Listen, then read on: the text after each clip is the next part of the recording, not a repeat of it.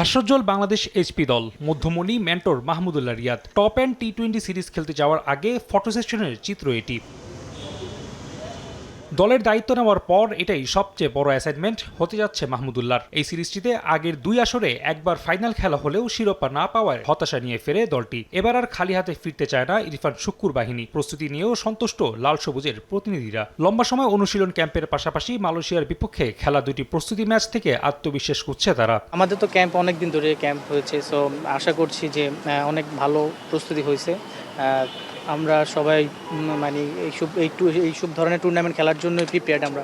এবারও স্কোয়াডে রাখা হয়েছে জাতীয় দলে খেলা বেশ কয়েকজন ক্রিকেটারকে। অফ ফর্ম কাটিয়ে ন্যাশনাল টিমের রাডারে ফেরার বড় সুযোগ এটা, যা লুফে নিতে চান সর্বশেষ জিম্বাবুয়ে সিরিজে জায়গা না পাওয়া শামীম। যেহেতু আমি এখন ন্যাশনাল টিমের বাইরে, আমার টার্গেট থাকবে যে ভালো করে আমি আবার কামব্যাক করা। আমার রোলটা তো আমি ফিনিশিংয়ে, আমি 6-এ খেলি, যেহেতু আমার ফিনিশিং রোল।